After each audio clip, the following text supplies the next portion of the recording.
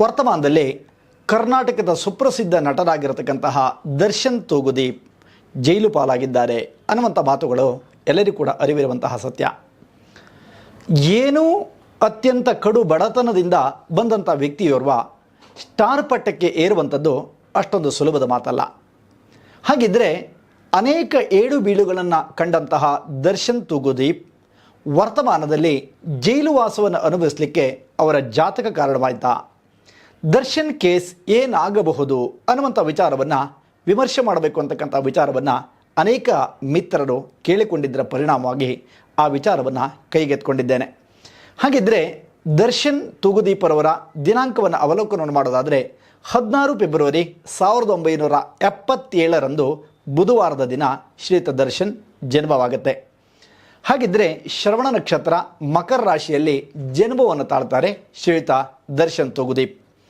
ಹಾಗಿದ್ದರೆ ವರ್ತಮಾನದಲ್ಲಿ ಅವರಿಗೆ ನಡೀತಾ ಇರತಕ್ಕಂಥ ಕಾಲ ಕೆಟ್ಟ ಕಾಲವಾ ಅಂತ ಕೇಳಿದರೆ ನಿಜವಾಗಿ ಕೂಡ ಕೆಟ್ಟ ಕಾಲ ಅಂತಲೇ ಹೇಳಬೇಕಾಗತ್ತೆ.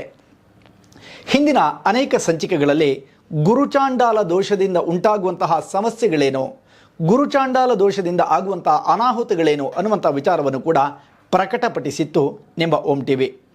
ಅದರ ಜೊತೆಗೆ ವರ್ತಮಾನದ ಸಂವತ್ಸರವಾಗಿರತಕ್ಕಂತಹ ಕ್ರೋಧಿನಾಮ ಸಂವತ್ಸರದಲ್ಲಿ ಆಗಬಹುದಾದಂಥ ಅನಾಹುತಗಳು, ಅನೇಕ ಹಗರಣಗಳು, ಅನೇಕರು ತಮ್ಮ ಜೀವನದಲ್ಲಿ ಅನೇಕ ರೀತಿಯಾಗಿರತಕ್ಕಂಥ ಸಮಸ್ಯೆಗಳನ್ನು ಎದುರಿಸ್ತಾರೆ ಅಂತಕ್ಕಂತಹ ಹಿಂದಿನ ಎಪಿಸೋಡುಗಳನ್ನು ಕೂಡ ಜ್ಞಾಪಿಸಿಕೊಳ್ಬೋದು ಈ ಸಂದರ್ಭದಲ್ಲಿ. ಹಾಗಿರುವಾಗ ದರ್ಶನ್ ತೂಗುದೀಪ್ ಅವರನ್ನು ಸಿಕ್ಕಿಸಲಾಗುತ್ತಿದೆ ಅನ್ನುವಂಥದ್ದು ಹಲವು ಅಭಿಮಾನಿಗಳ ವಿಚಾರಗಳಾದರೂ ಕೂಡ ಕಾನೂನಾತ್ಮಕವಾಗಿ ಅವರನ್ನು ಅಪರಾಧಿ ಎನ್ನುವುದಾಗಿ ಪರಿಗಣಿಸಬಹುದಾದಂತಹ ವ್ಯವಸ್ಥೆಗಳು ಇರುವುದರಿಂದ ಅವರನ್ನು ಜೈಲಿಗೆ ಹಾಕಲಾಯಿತು ಅಂತಕ್ಕಂಥದ್ದನ್ನು ಮಾಧ್ಯಮಗಳು ಬಿತ್ತರಗೊಳಿಸ್ತಾ ಇದೆ. ಹಾಗಿದ್ದರೆ ಅತ್ಯಂತ ಕಡು ಕಷ್ಟಗಳಿಂದ ಬಂದಂತಹ ದರ್ಶನ್ ತೂಗುದೀಪ್ ಈ ಮಟ್ಟಕ್ಕೆ ಏರುವಂಥದ್ದು ಅಷ್ಟೊಂದು ಸುಲಭದ ಮಾತಲ್ಲ. ಕೋಟ್ಯಾಂತರ ಅವರ ಅನುಯಾಯಿಗಳನ್ನು ಸಂಪಾದಿಸಿಕೊಳ್ಳಬೇಕು ಅಂತಾದರೆ ಒಬ್ಬ ಸ್ಟಾರ್ ನಟನಿಗೆ ಅನೇಕ ನಟರು ಕರ್ನಾಟಕದಲ್ಲೂ ಕೂಡ ಇದ್ದಾರೆ. ಆದರೆ ನಂಬರ್ 1 ಅಭಿಮಾನಿಗಳನ್ನು ಹೊಂದಿರತಕ್ಕಂತಹ ಖ್ಯಾತಿಯನ್ನು ಹೊಂದಿದಂಥ ವ್ಯಕ್ತಿ ಅಂದರೆ ದರ್ಶನ್ ತೂಗುದೀಪ್ ಮಾತ್ರವೇ ಅನ್ನುವಂಥದ್ದನ್ನು ಪ್ರಾಮಾಣಿಕವಾಗಿ ಎಲ್ಲರೂ ಕೂಡ ಒಪ್ಕೋಬೇಕಾಗತ್ತೆ. ಹಾಗಿದ್ದರೆ ಅಭಿಮಾನವನ್ನು ಸಂಪಾದನೆ ಮಾಡ್ತಕ್ಕಂಥದ್ದು ಅಷ್ಟೊಂದು ಸುಲಭದ ಮಾತಲ್ಲ.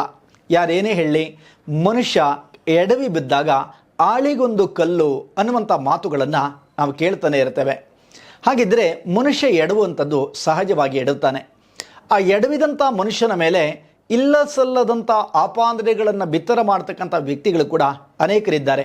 ಅದೇನೇ ಇರಲಿ ಅವರ ವೈಯಕ್ತಿಕವಾದಂಥ ವಿಚಾರ. ಇಲ್ಲಿ ನಾನು ಅವರ ಜಾತಕವನ್ನಷ್ಟೇ ವಿಮರ್ಶೆ ಮಾಡ್ತಕ್ಕಂತಹ ವ್ಯವಸ್ಥೆಯನ್ನು ಮಾಡ್ತೇನೆ.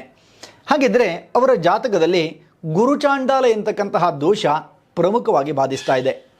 ಈ ಗುರುಚಾಂಡಾಲ ಯೋಗ ಯಾಕೆ ಬರುತ್ತೆ ಅಂತ ಕೇಳಿದರೆ, ಗುರುವಿನ ಜೊತೆಗೆ ರಾಹು ಅಥವಾ ಕೇತು ಗ್ರಹಗಳು ಯುತಿಯಾಗಿ ಇದ್ದಂತಹ ಸಂದರ್ಭದಲ್ಲಿ ಪೀಡಾಕಾರಕವಾಗಿರತಕ್ಕಂಥ ವ್ಯವಸ್ಥೆಗಳಲ್ಲಿ ಇರುವ ಸ್ಥಾನದಲ್ಲಿದ್ದರೆ ಆ ವ್ಯಕ್ತಿಗೆ ಅನೇಕ ಥರದ ಏಳು ಬೀಳುಗಳು ಸಹಜವಾಗಿ ಬರ್ತವೆ. ಒಂದಿಷ್ಟು ವರ್ಷಗಳ ಕಾಲ ಅತ್ಯಂತ ಏರ್ಮುಖವಾಗಿಯೂ, ಕೆಲವು ವರ್ಷಗಳ ಕಾಲ ಅವರಿಗೆ ಸಲ್ಲದಂತಹ ವಿಚಾರಗಳಲ್ಲಿ ಬೇರೆ ಬೇರೆ ರೀತಿಯಾಗಿರತಕ್ಕಂತಹ ಸಮಸ್ಯೆಗಳು ಉಂಟಾಗಿ ಮತ್ತೆ ಪಾತಾಳಕ್ಕೆ ಇಳಿತಕ್ಕಂಥ ವ್ಯವಸ್ಥೆಗಳು ಕಂಡುಬರುತ್ತೆ. ಇದು ಫೈನಾನ್ಷಿಯಲಿ ಕೂಡ ಹೊಡೆತವನ್ನು ಕೊಡುತ್ತೆ, ಮಾನಸಿಕವಾಗಿ ಬಹಳಷ್ಟು ಟಾರ್ಚರನ್ನು ಮಾಡುತ್ತೆ ಈ ಯೋಗ.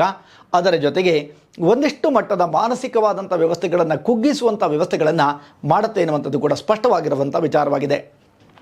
ಹಾಗಿದ್ದರೆ ದರ್ಶನ್ ಅವರ ವಿಚಾರವನ್ನು ತೆಗೆದುಕೊಳ್ಳೋದಾದರೆ 7.5 ಆರಂಭವಾಗಿ 6.5 ವರ್ಷಗಳ ಕಾಲ ಅವರಿಗೆ 7.5 ಮುಗಿದಿದೆ.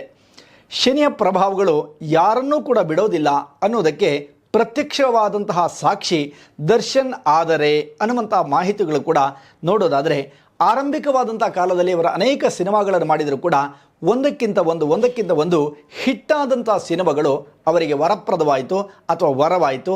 ಅವರ ಅಭಿಮಾನಿಗಳು ಅವರ ಮೇಲಿನ ಪ್ರೀತಿಯಿಂದ ಆ ಸಿನಿಮಾಗಳನ್ನು ಗೆಲ್ಲಿಸಿಕೊಟ್ರು. ಅನೇಕ ವಿಚಾರಗಳಲ್ಲಿ ಅನೇಕ ರೀತಿಯಾಗಿರ್ತಕ್ಕಂಥ ಸಮಸ್ಯೆಗಳನ್ನು ಉಂಟು ಮಾಡಿದಂತಹ ವ್ಯವಸ್ಥೆಗಳನ್ನು ಕೂಡ ನೋಡ್ತೇವೆ. ಹಿಂದಿನ ಸಾರಿ ಅವರು 10-12 ವರ್ಷಗಳ ಕಾಲದಲ್ಲಿ ಇದ್ದಂಥ ಕೆಲವು ಅಪರಾಧಗಳಿಂದಾಗಿ ಆ ಕಾಲದಲ್ಲಿ ಕೂಡ ಪೊಲೀಸ್ ಅಥವಾ ಕಾನೂನಾತ್ಮಕವಾದಂಥ ವ್ಯವಸ್ಥೆಗಳಿಗೆ ತೊಡಕುಂಟಾಗುವಂಥ ವ್ಯವಸ್ಥೆಗಳನ್ನು ಕೂಡ ಕಂಡೆ ಆಗಲೂ ಕೂಡ ಪಂಚಮಶನಿಯ ಪ್ರಭಾವ ಅವರನ್ನು ಬಾಧಿಸ್ತಾ ಇತ್ತು ಅಂತಕ್ಕಂಥ ವ್ಯವಸ್ಥೆಗಳನ್ನು ಇಲ್ಲಿ ಗಮನಿಸಬಹುದು.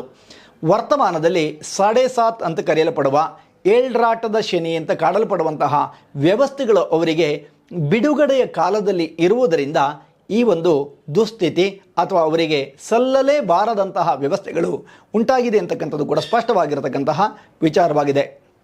ಶನಿ ಹಾಗೇನೆ ಆರಂಭಿಕ ಕಾಲದಲ್ಲಿ ಯಾವ ತೊಂದರೆಗಳನ್ನು ಯಾವ ವ್ಯಕ್ತಿಗೆ ಕೊಡೋದಿಲ್ವೋ, ಕೊನೆ ಕಾಲದಲ್ಲಿ ಅಂದರೆ ತಾನು ಬಿಡುಗಡೆ ಆಗ್ತಾ ಇರತಕ್ಕಂತಹ ಕಾಲದಲ್ಲಿ ಪಾಠವನ್ನು ಕಲಿಸಿಯೇ ಹೋಗ್ತಾನೆ. ಇಲ್ಲಿ ಬೇರೆ ಬೇರೆ ರೀತಿಯಾಗಿರ್ತಕ್ಕಂತಹ ವ್ಯಕ್ತಿಗಳು ಅವರಿಗೆ ಸಂಬಂಧ ಇದೆಯೋ ಬಿಟ್ಟಿದೆಯೋ ಅನ್ನೋದಕ್ಕಿಂತಲೂ ಹೆಚ್ಚಾಗಿ ಸಂಬಂಧ ಇಲ್ಲದಂತಹ ವ್ಯಕ್ತಿಗಳಿಂದಾಗಿ ಕೆಲವು ವ್ಯಕ್ತಿಗಳಿಂದಾಗಿ ತೊಂದರೆ ಉಂಟಾಗುವಂತಹ ಸಾಧ್ಯತೆಗಳು ಇರೋದರಿಂದ ವರ್ತಮಾನದಲ್ಲಿ ಕೂಡ ಅಷ್ಟೇ ದರ್ಶನ್ ತೂಗುದೀಪ್ ಅವರಿಗೆ ಬಂದಿರತಕ್ಕಂತಹ ವ್ಯವಸ್ಥೆ ಶನಿಯ ಪ್ರಭಾವ ಜೊತೆಗೆ ಜಾತಕದಲ್ಲಿರತಕ್ಕಂತಹ ಗುರುಚಾಂಡಾಲ ದೋಷ ಅಂತಕ್ಕಂಥ ವ್ಯವಸ್ಥೆಗಳಿಂದಾಗಿ ಮಾತ್ರವೇ ಉಂಟಾದ್ದೇ ವಿನಃ ಇನ್ಯಾವುದರಿಂದಲೂ ಕೂಡ ಆಗಿಲ್ಲ. ಮನುಷ್ಯನಿಗೆ ಒಳ್ಳೆಯ ಕಾಲ ಕೆಟ್ಟ ಕಾಲ ಎರಡೂ ಕೂಡ ಬಂದೇ ಬರುತ್ತೆ. ಹಾಗಿದ್ದರೆ ಜನರ ಕುತೂಹಲ 2024 ನಂತರದಲ್ಲಿ ದರ್ಶನ್ ತೂಗುದೀಪ್ ಅವರ ವ್ಯವಸ್ಥೆಗಳು ಹೇಗಿರುತ್ತೆ, ದರ್ಶನ್ ತೂಗುದೀಪ್ ತಮ್ಮ ಮೂಲ ವ್ಯವಸ್ಥೆಗೆ ಮತ್ತೆ ಮರಳುತ್ತಾರಾ ಅಂತಕ್ಕಂತಹ ಆತಂಕ ಆಲೋಚನೆಗಳು ಅವರ ಅತ್ಯಂತ ವಿಶ್ವಾಸನೀಯವಾಗಿರ್ತಕ್ಕಂತಹ ಅವರ ಏನು ಭಕ್ತಗಣಗಳಿದೆಯೋ ಅಥವಾ ಅಭಿಮಾನಿ ಬಳಗಳಿದೆಯೋ ಅವರಿಗೆ ಕಾಡ್ತಾ ಇರುವಂಥದ್ದಂತೂ ಕೂಡ ಸಹಜವಾಗಿರ್ತಕ್ಕಂಥ ವಿಚಾರ. ಕೆಲವರಂತೂ ಅವರಿಗಾಗಿ ತಮ್ಮ ಪ್ರಾಣಾರ್ಪಣೆಯೇ ಮಾಡಿದರು ಅನ್ನುವಂಥದ್ದನ್ನು ಕೇಳಿದಾಗ ಬಹಳಷ್ಟು ಬೇಸರ ಅಂತ ಆಗುತ್ತೆ. ಮನುಷ್ಯನಿಗೆ ಆ ಅಭಿಮಾನ ಎಷ್ಟರ ಮಟ್ಟಿಗೆ ಇರುತ್ತೆ ಅನ್ನೋದಕ್ಕೆ ದರ್ಶನ್ ಅವರ ಅಭಿಮಾನಿಗಳು ಸಾಕ್ಷಿಯಾಗಿ ನಿಲ್ತಾರೆ ಅಂತ ಹೇಳಿದರೂ ಕೂಡ ತಪ್ಪಾಗಲಾರದು. ನೆನಪಿಟ್ಕೊಳ್ಳಿ, ಕಾನೂನಾತ್ಮಕವಾದಂಥ ಹೋರಾಟಗಳಿಂದ ದರ್ಶನ್ ತೂಗುದೀಪ್ ಖಂಡಿತವಾಗಿಯೂ ಕೂಡ ಈಚೆ ಬರಬಹುದಾದಂಥ 7.5 ನಿವೃತ್ತಿಯ ಕಾಲದ ನಂತರದಲ್ಲಿ ಆ ಕಾನೂನಾತ್ಮಕವಾದಂಥ ತೊಡಕಿನಿಂದ ಈಚೆ ಬರ್ತಾರೆ ಅಥವಾ ಆ ಸಮಸ್ಯೆಗಳು ಅವರಿಗೆ ಮುಳುವಾಗಲಾರದು ಅಂತಕ್ಕಂಥ ವ್ಯವಸ್ಥೆಗಳನ್ನು ಕೂಡ ಸೂಚಿಸ್ತಾ ಇದೆ.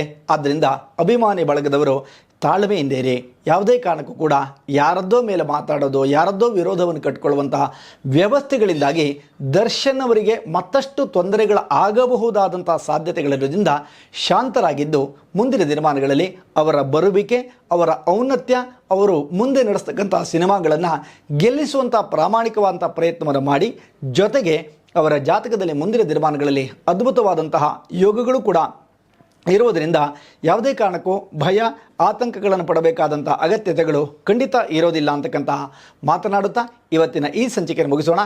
ಮತ್ತೊಂದು ಸಂಚಿಕೆಯನ್ನು ಹೊತ್ತು ಮತ್ತೆ ಬರ್ತೀನಿ. ನಮಸ್ಕಾರ.